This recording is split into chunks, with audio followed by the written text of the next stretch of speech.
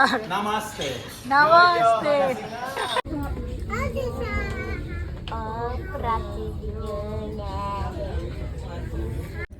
तो अभी बज रहा है शाम का 8। हम शाम का 8 ही बोलेंगे क्योंकि मैं अभी आपको मौसम दिखाऊंगी। तो ये जो अपने 6 बजे वाला मौसम होता है ना, वही शाम का ही मौसम। ओके चीज।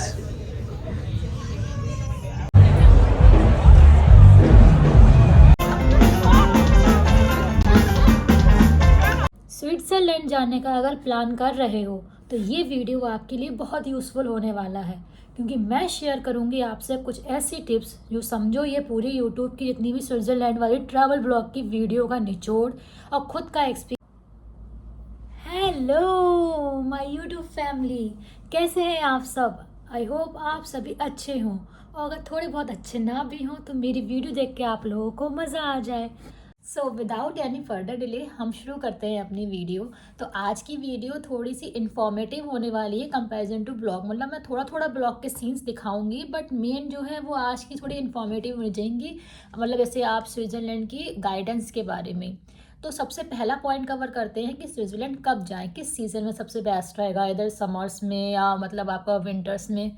तो स्विट्ज़रलैंड की ब्यूटी ना मतलब विंटर्स में अपनी अलग होती है, समर्स में अपनी अलग होती है। ये आपकी चॉइस है कि आपको किस मतलब ज़्यादा किस में जाने का अच्छा लगता है। जैसे कि मेरा जो पर्सनल चॉइस थी, मेरे को समर्स में ही जाना था, क्योंकि विंटर्स मैंने यहाँ पे देख ही लिए थे कि विंटर्स में ना एक बार बर्फ़ देख देख के पक जाओ। मतलब कितना बर्फ, लेकिन वो अलग चीज़ है भाई। स्विट्ज़रलैंड की अपना ब्यूटी है वो। मतलब दिसंबर वैसे में टाइम पे क्रिसमस का भी टाइम होता है, तो वो एक अलग ही मतलब होती है उसकी जो वो ब्यूटी होती है। बट जैसे मेरे को थोड़ा ग्रीनरी का शौक है ना, ग्रीनरी नदियाँ में, तो वो उसमें मेरे को समर्स में ही जाना था।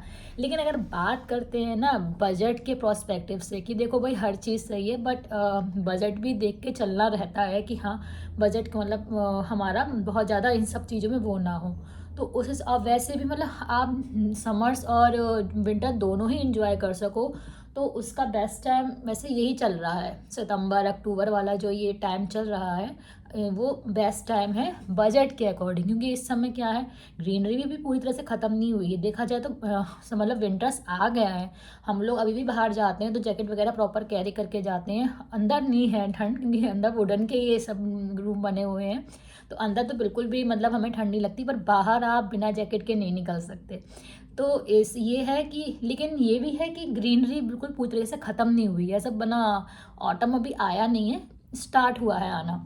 तो इस समय आप दोनों चीज़ इंजॉय कर सकते हो, मतलब समर्स भी और विंटर भी। तो ये टाइम ऐसे देखा जाए, और इस समय थोड़ा सा सीज़न मतलब इनका एक होता है ना, सीज़न प्रॉपर चलता है आपका टूरिज्म का, तो वो भी थोड़ा इस समय थोड़ा सा डाउन रहता है, क्योंकि यहाँ पे समर्स ख़त्म ही हुए होते हैं। तो ये वैसे देखा जाए इधर सितंबर अक्टूबर का टाइम, और उधर आपका फरवरी मार्च मई, ये जो टाइम है वो उधर के 3 मंथ्स, उधर के 2 मंथ्स, ये थोड़े से बजट के हिसाब से आपके ठीक है। स्लाइटली डिफरेंस आता है, ज़्यादा डिफरेंस नहीं। नाउ अब हम कवर करते हैं अपना सेकंड टॉपिक कि मतलब कैसे क्या कपड़े हमें किस मतलब प्रोस्पेक्टिव पे रखने चाहिए। अगर हम समर्स में जाएं तब भी, विंटर में जाएंगे तो ऑब्वियस सी बात है विंटर्स के हमें कपड़े रखने पड़ेंगे। और मैंने अभी भी आपको बताया कि सितंबर अक्टूबर चल रहा है, तो विंटर्स के कपड़े आपको रखने ही पड़ेंगे। इवन हम समर्स में भी गए थे, तो टॉप पे जब जाते हो आप, लाइक माउंट एटलेस, जुमफरू, इन सब जगहों पे जाते हो, तो आप मतलब हमको भी जैकेट कवर करनी पड़ी थी, मतलब जैकेट लेनी पड़ी थी, ठंड थी उस समय भी। नाउ अब कवर करते हैं कि अब जैसे जाना है तो किसी भी दूसरी कंट्री में जाने के लिए वीज़ा तो अप्लाई करोगे ना। अब जैसे हम लोग तो यहाँ से गए थे, तो इतना ये हमारे शेंगन वीज़ा में ही इंक्लूड है स्विट्ज़रलैंड, तो कोई वीज़ा नहीं अप्लाई करना पड़ा। बट अगर आप इंडिया से जा रहे हो तो you have to apply the visa. तो वीज़ा के लिए ना VFS ग्लोबल करके एक वेबसाइट है, आप उस पर जाइए, उससे आप अपना मतलब किसी भी जिस भी कंट्री में जाना चाहते हो उस कंट्री का आपको वीज़ा अप्लाई करना पड़ेगा। वहाँ से आपको अपॉइंटमेंट मिलेगा। जनरली अपॉइंटमेंट जैसे आप जिस भी स्टेट में हो, वहाँ उस स्टेट में अपने अलग अलग ऑफिसेज होते हैं। ये जो वीज़ा वाली फ़ीस होती है वो आपको अप्रॉक्स 10 से 15 हज़ार के बीच में पड़ जाएगी। तो नेक्स्ट चलते हैं हम फ़्लाइट पे।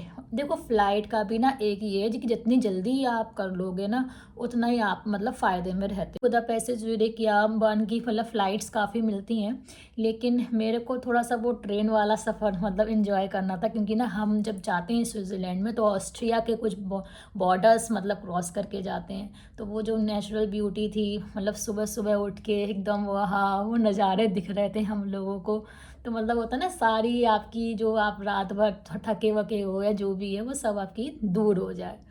अब बात करते हैं best places to visit Switzerland. देखो ना, एक अपनी आइटिनरी बना के ही चलना, पहले से ही डिसाइड करना कि हमें कहाँ घूमना है, कैसे क्या करना है, कुछ भी ना कोई बात हमारी तो अगर आप ये आपके ऊपर डिपेंड करता है कि आपको कहाँ ज़्यादा मतलब घूमना ज़्यादा। देखो हर जगह स्विट्ज़रलैंड में अच्छी, स्विट्ज़रलैंड ही है, कहीं भी घूमो। वैसे तो प्रॉपर आपको 10-11 दिन चाहिए घूमने के लिए। अब हम जैसे हो भैया मिडिल क्लास जिस पर ज़्यादा ना पैसे ना ज़्यादा टाइम घूमने का, हम तीन कम टाइम में हम ज़्यादा चीज़ें ही मतलब अपना चाहते हैं कवर अप करने के लिए। तो उस तरीके से आप बेस्ट प्लेसेस वैसे देखा जाए तो जुंगफ्रू है, तो माउंट एटलेस है। सो ना जहाँ भी जाना, मेरी रिकमेंडेशन ये है ना कि जो स्विट्ज़रलैंड के विलेजेस हैं, मतलब वो कहने के विलेजेस हैं, जन्नत है वो। लोग बोलते हैं मिनी स्विट्ज़रलैंड, मिनी स्विट्ज़रलैंड, जैसा कुछ नहीं होता, वो जहाँ वहाँ जाके पता चलेगा। तो ना जो मतलब वहाँ के आपके जो विलेजेस थे वो ज़रूर कवर करना, जैसे ल्यूसन के विलेजेस टॉप यार नेक्स्ट लेवल, आपका लॉटरब्रूनर हो गया, एंड आपका मूरन, ग्रिंडलवर्ड, ब्राइंस, ये सब जगह मतलब ऐसी थी ना, ये एक ही जगह पड़ रही थी। हम जैसे एक इंटरलेकन से ट्रेन जा रही थी हमारे मतलब जब हम जा रहे थे अपने। हाँ, तो मैं एक बात कर रही थी ना ऐसे हिडन जेम की, मतलब वैसे तो बेस्ट टूरिस्ट प्लेस है बट अभी इतना ज़्यादा वो हाईलाइट में नहीं हुआ है। और सबसे बड़ी बात ना, आप अगर अपना स्विस प्लान जो लोगे उस वो उसी में ही कवर है, आपको उसके अलावा एक और पैसा देने की ज़रूरत नहीं है। स्विस प्लान के बारे में मैं अभी आपको बताऊँगी कि क्या है क्या नहीं है, बट जो मैं आपको एक हिडन जेम बता रही थी ना वो है स्टैंड्स-हॉर्न। स्टांस करके माउंटेन है वहाँ, वो मतलब स्टांस-हॉर्न करके ही जगह है, आपको वो अपने आप वहाँ पे आपको पहुँचाती है मेट्रो से। मतलब ऐसे स्विट्ज़रलैंड का one of the best train system है, मतलब बहुत ही बढ़िया है, बिल्कुल लेट तो होती ही नहीं है वहाँ की ट्रेनें। तो ट्रेन सिस्टम बहुत बढ़िया है, टूर मतलब सब कुछ बढ़िया है वहाँ का ट्रैवल का। और जो मैं जगह बताई थी स्टांस-हॉर्न, ये आपकी स्विस पास में के इंक्लूडेड है।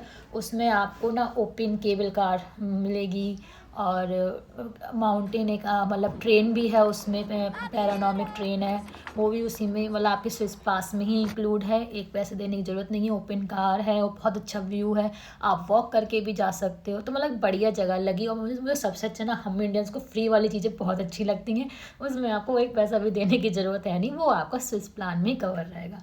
वो भी मैं आपको, उसका भी हमने ब्लॉग बनाया है ना, तो अकॉर्डिंग जैसे हर दिन का ब्लॉग मैं शेयर करूँगी तो उसमें वो जगह भी मैं शेयर करूँगी, बट हाँ यहाँ थोड़ा सा मैंने आपको एक उसका समरी सा दे दिया।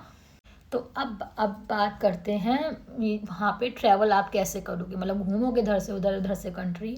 तो वहाँ पे कई ऑप्शंस हैं, आपका स्विस पास है, हाफ ट्रैवल पास है, और जाने कौन कौन से पास है, मुझे उसके बारे में इतनी नॉलेज नहीं है, काम काम की नॉलेज ही बस मैं बताऊँगी। ऐसे दो प्लान्स ही मेरे को ज़्यादा समझ में आ रहे थे, एक तो स्विस प्लान और दूसरा half travel pass. Half travel pass आपका होता है 120 स्विस फ्रैंक्स, यानी कि अप्रॉक्स 11,500 रुपीज़ पर पर्सन। मेन ना वहाँ पे रहना और ये घूमना फिरना ही बहुत ज़्यादा महंगा है। 11,500 है आपका हाफ पास का, जो आपका हाफ ट्रैवल पास है उसमें क्या होगा, वो वैसे आपने पास ले लिया, मैंने आपको बताया जैसे स्विस पास का होता है वो 3 दिन 6 दिन ऐसे करके है, तो उन दिनों में आपका सारा ट्रेन वेन का सब फ्री होगा, कोई भी ट्रेन में होगा, आप अपनी ट्रैवल कर सकते हो, आप कोई भी चीज़ मतलब इवन बहुत सी बोट वगैरह भी उसमें आपकी फ्री होती हैं, जो क्रूज़ वगैरह होते हैं। बट जैसे आपकी पैरानॉमिक्स जो ट्रेन्स होती हैं उसमें कुछ कुछ मतलब ज़्यादा छूट नहीं, 20% 30% छूट होती है, तो ऐसा करके स्विस प्लान में है। और आपका हाफ ट्रैवल पास होता है, उसमें है कि आप हाफ प्राइस आप टिकट के देने पड़ेंगे और हाफ प्राइस ये है। तो वैसे देखा जाए अगर मतलब कॉस्टिंग में, जैसे आपका हाफ ट्रैवल पास है वो 11,500 रुपीज़ पड़ रहा है पर पर्सन, और कंपेरिजन टू स्विस प्लान वो आपका मतलब जो स्विस पास है वो आपका पड़ता है अराउंड ऑफ 230 to 40 CHF पर पर्सन। माने कि आपका हो गया कुछ 11,500 आपका हाफ पास है, तो ये कुछ 23,000 का आपका, मतलब 24,000 चलो मान लो मोटा मोटा 24,000 रुपीज़ पर पर्सन एक पड़ेगा आपका। बहुत से लोगों को हाफ प्राइस ज़्यादा कन्वीनियंट लगता है, क्योंकि मतलब उसमें मतलब आधे में ही आपको कवर है, प्लस आपको कुछ मतलब हाफ प्राइस देने हैं टिकट वगैरह के, और उससे आपका काम चल जाता है। पर मेरे को तो ना स्विस प्लान ही ठीक लगा। एक तो ना वैसे इतना प्रेशर है, पूरा आइटिनरी आपको अपने आप ही हैंडल करनी है, और फिर आप कहीं जाओ, पास भी लो, फिर हर जगह टिकट लो काउंटर में, अगर उन सब चीज़ों से आपको बचना है तो आप स्विस प्लान ही, मतलब स्विस पास ही ठीक रहता है। तो हमने तो फिलहाल स्विस पास ही लिया था, बाकी वो सब पे अपनी अपनी डिपेंड चॉइस है। और हाँ, पास लेना यहाँ पे ना चेकिंग, मैंने देखा कि बस वगैरह में तो चेकिंग नहीं होती ये, क्योंकि हमने काफ़ी बस में ट्रैवल करा, बट ट्रेन में चेकिंग हो जाती है, और फाइन लगभग पड़ता है 100 CHF, यानी कि 10,000 रुपये। तो भाई लेना तो पड़ेगा ही। तो तो अब बात करते हैं हम लोग सिम की, कि वहाँ पे कौन सी सिम हमारा, अब देखो ये वाला सिम तो नहीं चलते ना वहाँ पे, और हालांकि चलता है एयरटेल का, रोमिंग में चलता है, तो रोमिंग के आपको पता ही अच्छे खासे चार्जेस चले जाते हैं। तो कौन सा लें, काफ़ी सारे वहाँ पे सिम मतलब अवेलेबल हैं, जैसे स्विसकॉम है, आपका लिब्रा है, लाइका है, तो कोई भी मतलब आपका एयरटेल का भी रोमिंग चल जाता है, तो कौन सा लें। मैं बता रही हूँ इसमें भी आपको एक बढ़िया सा बहुत ही बढ़िया प्लान जो मेरे साथ हुआ।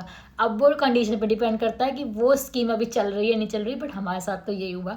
देखो हम गए थे स्विसकॉम में, वहाँ पे 2,000 रुपये का 7 दिन का प्लान था, लेकिन हमें वहीं की एम्प्लॉय ने लाइका का प्लान बताया, जिसमें हमें 3 दिन के लिए लाइका का बिल्कुल फ्री था, और बाद में अगर चौथे दिन आप टॉपअप करवाते हो तो सिर्फ मात्र 1,000 रुपये में।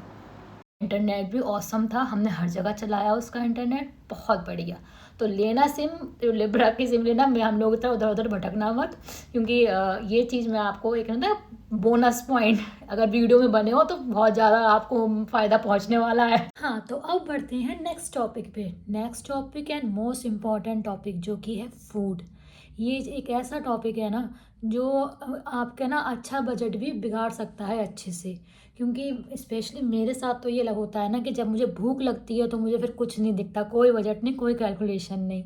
और कुछ ऐसा ही हमारे साथ हुआ। मैं ये खाना कभी नहीं भूल सकती, ये हमें 7,500 रुपये की एक प्लेट पड़ी थी।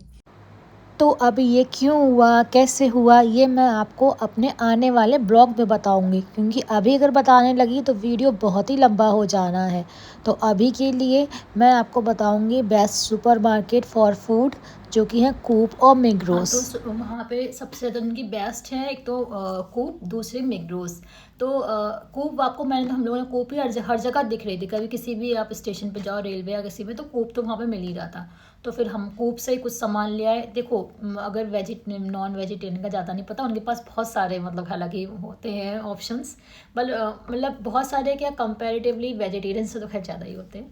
तो वेजिटेरियन का बताती हूँ कि कूप में आपको अच्छा खासा एक पिज़्ज़ा भी बहुत अच्छा, मतलब कम प्राइस में, आई थिंक 2-3 हज़ार में अच्छे से आपको वो भी मिल जाएगा पिज़्ज़ा। फिर या तो हम लोगों ने क्या किया था, हमने वहाँ से पेस्टो का एक मतलब आता है पास्ता बनाने का पूरा पेस्ट, वो लिया, पास्ता लिया, और अपने यहीं से एवोकाडो वगैरह लेके गए थे हम लोग, और ड्राई फ्रूट्स के मतलब एक लड्डू टाइप के बना के लेके गए थे वो, क्योंकि उस समय याद नहीं आया ना सुपर मार्केट लिस्ट में, जब 7,500 खा के आए, जब वो खाया उसके बाद से ये सब चीज़ें याद आई। तो वो सब हम लेके गए थे अपना। तो वही हम लोग ने वही चीज़ करा। तो फूड में आप ये सब कर सकते हो। और ना मेरा तो वैसे मानना ये है कि जा रहे हो अगर बजट ही देखना है तो इंडियन खाना अवॉइड ही करना, क्योंकि देखो इंडियन में खाली अब रोटी लोगे तो साथ में सब्जी भी लेनी पड़ेगी, इससे सब कुछ और लेना पड़ेगा, तो आराम से 10,000 11,000 का तो आपका आराम से बैठेगा।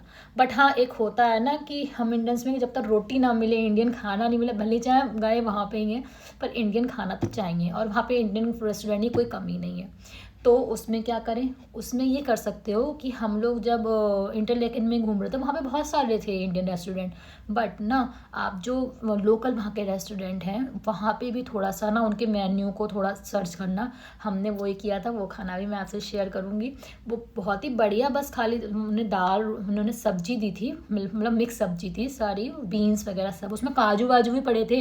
इंडियन में काजू वाजू नहीं मिल रहे थे, काजू थे, और आपको नान मिल रही थी, नान की जगह वो जरूर कुछ कुछ ब्रेड टाइप का दे रहे थे, बट सही था। पर वो उनसे जो इंडियन खाना जो आपका 10-11 हज़ार का पड़ रहा था, वो हमारे 3 या 4 हज़ार में ही पड़ गया, और इतना अच्छा। तो मतलब बड़ी खुशी हुई कि पैसे बचा लिए। तो हाँ, तो मैं कह रही थी कि अब बात करते हैं कार्ड और कैश की। मैंने बहुत सी वीडियो देखी थी, मतलब तो उसमें बोल रहे थे कि उस कंट्री की ज़रूर लेके जाना करेंसी, अपना उसका स्विस फ्रैंक ज़रूर लेना, और ये वो लेना। हमने नहीं ली थी। हम मतलब ऐसी कोई नीड नहीं है कि स्विस फ्रैंक लेके जाओ, वहाँ की लोकल करेंसी कन्वर्ट करवा के जाओ, आपको दिक्कत होगी। हमारे साथ तो फिलहाल नहीं हुई।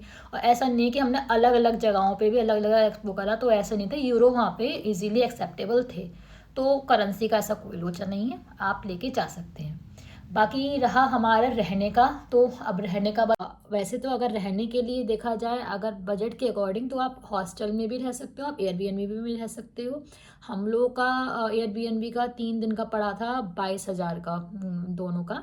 और लेकिन ये थोड़ा सा है जो आपका ऊपर नीचे हो सकता है, अगर आप पहले से कर रहे हो, आप किस सीज़न में आ रहे हो, वो उस चीज़ में थोड़ा बहुत आपका ये ऊपर नीचे हो सकता है। सब आई थिंक मैंने सब चीज़ें कवर कर ली हैं। जैसे कि मैंने बता दिया था एयरबीएनबी का मतलब आपका चेक इन करने का टाइम होता है 3 बजे, और चेकआउट करने का होता है 11 बजे। रहने के लिए वैसे तो आप बाहर, ज़रूरी नहीं कि मेन सिटीज़ में देखो, क्योंकि आपकी स्विट्ज़रलैंड की जो ट्रेन सिस्टम है बहुत बढ़िया है, बहुत अच्छा ट्रैवल सिस्टम है वहाँ पे। तो आप कहीं आउटर एरिया में भी अपना कोई एयरबीएनबी होटल या कुछ भी लेते हो, तो वो भी आपका कॉस्ट थोड़ा कम ही करेगा, बढ़ाएगा नहीं।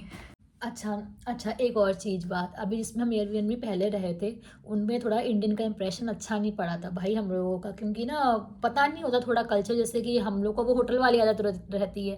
अगर किसी एयरबीएनबी में रुक रहे हो ना, तो जितना जो भी है उसका सब प्रॉपर से सफाई करके जाओ, और आपका जो मतलब डस्टबिन का जो बैग होता है ना, वो लेके अपने साथ जाओ, वहीं भी फेंक दो या उन्हें ही दे दो। वो अपना ऐसे हमसे उन्होंने तो मांग लिया था, एक जगह हम खुद फेंक के आए थे, तो अपने बैग से डिस्पोजल वो ले खुद ही अपना मतलब कैरी करके लेके जाओ, वहाँ छोड़ के मत जाओ। दूसरी बात, कहीं भी टॉप पे जाओ तो वेदर का अच्छे से एनालाइज करके जाओ कि वेदर कैसा है वहाँ पे।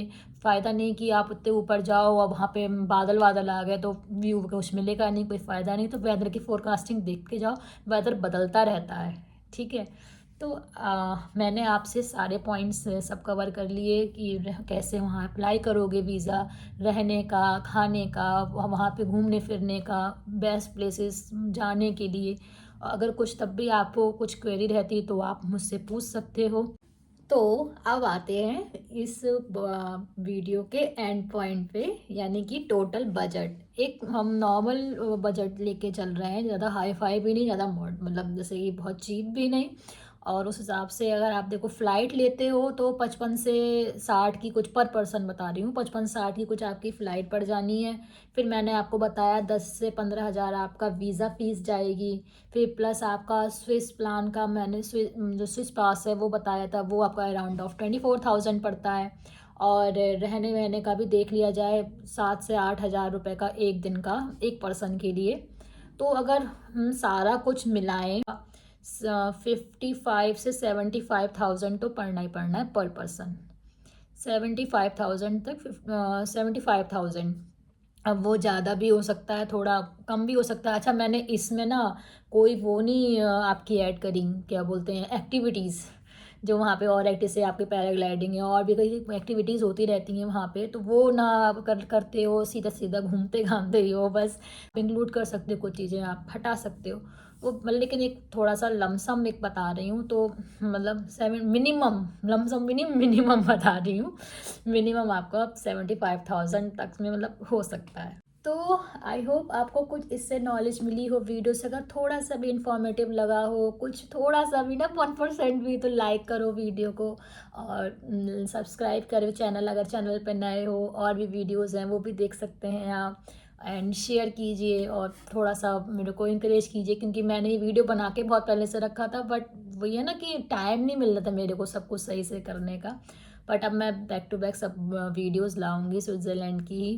तो कंक्लूज़न ये निकलता है कि भाई मैंने तो देखो अपना एक्सपीरियंस बताया, पर मैंने भी रिसर्च की ना, तो आप भी जाओ तो थोड़ा रिसर्च भी करना, मेरा वीडियो भी थोड़ा उस पॉइंट में लेना कि हाँ ये सब चीज़ें हैं, और प्रॉपर से जाओ। अच्छे अगर आप जा रहे हो तो बेस्ट ऑफ लक, बढ़िया रहे आपकी जर्नी, अच्छा रहे सब कुछ। और हाँ, वीडियो को लाइक करना, सब्सक्राइब करना। मिलते हैं नेक्स्ट वीडियो में, बाय।